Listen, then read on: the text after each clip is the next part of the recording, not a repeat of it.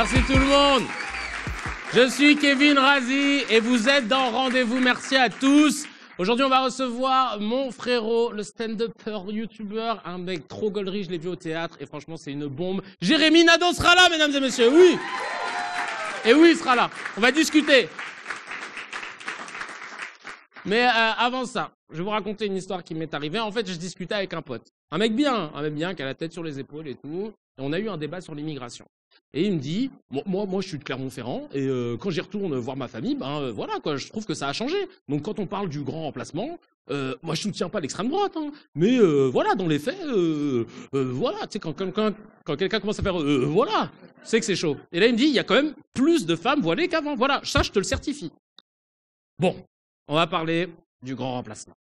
Pour ceux qui ne savent pas ce que c'est, le grand remplacement, c'est une théorie d'un mec qui s'appelle Renaud Camus, un écrivain d'extrême droite qui a popularisé une idée sortie tout droit de son cul, qui dit que les Blancs en Europe se font remplacer par les négros et les bougnoules, et que ce serait organisé en secret par une élite politique intellectuelle obscure. Voilà. Bon, ça semble totalement stupide pour la plupart d'entre vous, et pourtant, c'est repris par beaucoup de monde. Des gens qui ont au moins Bac+2. Dans tous les endroits où j'ai grandi, le grand remplacement a opéré. Si on ne fait rien, on est en voie d'un remplacement de population. Bon ben voilà, y a-t-il un grand remplacement? L'ONU dit oui, la démographie dit oui. Alors oui, si tu vas à Château-Rouge, tu peux te dire « Oh putain, avec des Noirs ». Si tu vas dans le 13e avenue d'Italie, tu vas te dire « Putain, avec des Chinois ». Et si tu vas à Marrakech, tu vas dire « Eh putain, il y a que des Français ». Mais un pays ne se résume pas à ce que tu vois de chez toi. Tu peux pas ouvrir la fenêtre de chez toi, voir une femme voilée et dire « Putain, avec des femmes voilées ici ». Non, on peut pas prendre ça comme une généralité et en faire un argument. Sauf si tu bosses chez CNews.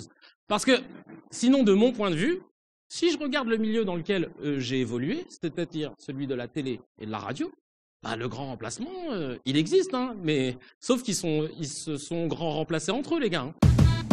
Je suis blanc, moi aussi j'ai du style, je suis blanc. Même que je commets des crimes, je suis blanc. Waouh, quel grand remplacement, hein.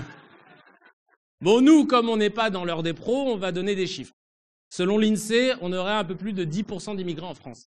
Et voilà ce que rajoute Hervé Lebras. Lui, c'est un démographe, il étudie les populations concernant les arrivées d'immigrés. En moyenne, depuis 2006, qui est la date de départ de cette technique de l'INSEE, c'est à peu près 120 000 immigrés de plus par an. Bon, on est sur Sud Radio, donc le gars pouvait pas le laisser dire ça, évidemment. Le mec qui est en face, il a tenté de le contredire en parlant des clandestins. Sauf qu'il va se faire niquer, car il a aucun chiffre, alors que notre gars Hervé, si. Il y a un chiffre officiel et puis il y a les clandestins.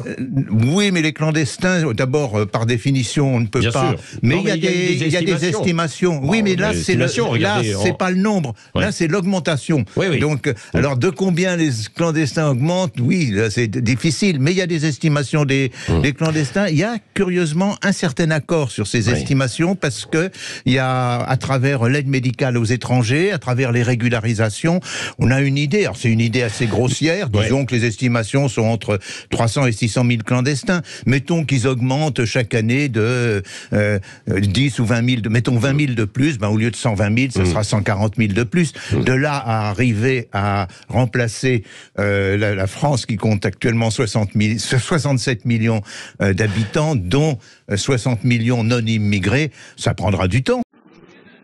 Allez dehors, allez, ça suffit là, arrête de forcer, cousin. Non mais on peut dire quand même que... Non, on peut pas dire, parce que frère Hervé, il a les chiffres. Toi, t'as la température ressentie, ça va pas. Et c'est pour ça qu'il faut être vigilant. Oui, il y a des problèmes qui sont liés à l'immigration. Surtout quand on a eu la bonne idée de parquer les étrangers entre eux pendant des décennies.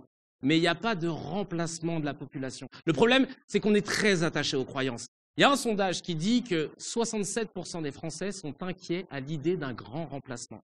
Et il y a même Hervé Lebras qui a remarqué un truc très particulier chez nous. Quand vous êtes à l'échelle des communes, c'est l'inverse. C'est quand même un paradoxe extraordinaire, c'est-à-dire que en France, dans les communes, moins il y a d'immigrés, plus on vote pour le Rassemblement national. Et là, c'est massif.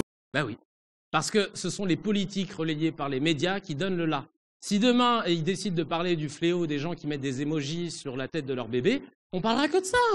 Et c'est un fléau, je suis désolé, je fais une parenthèse. Parce que ton vieux bébé, là, tu crois qu'on va le reconnaître dans la rue parce que t'as pas mis un emoji en se disant « Putain, mais c'est Mathéo d'Instagram, là !» Non. Il a la gueule de tous les bébés. Si tu veux pas qu'on voit ton bébé, eh ben tu postes pas la photo de ton bébé. Contente-toi de nous envoyer ton vieux texto de merde écrit à la première personne en disant « Je m'appelle Mathéo, je pèse 3,5 kilos, ma maman se porte bien, ta maman elle se porte pas bien. Elle a eu une épisiotomie avec ta grosse tête là. » C'est bon, j'ai vidé mon sac. Je referme la parenthèse. Le grand remplacement. Vous voulez voir la gueule de celui qui l'a théorisé, ce truc? Renaud Camus, vous allez voir. J'ai vu une interview de lui dans un reportage où à la fin, il se rend compte que ça a foutu la merde, sa théorie. Donc il a rajouté un petit truc, Zarma, pour préciser son positionnement et pour pas qu'on interprète mal ses propos. Mais avant la fin de l'entretien, l'écrivain tient à préciser sa pensée.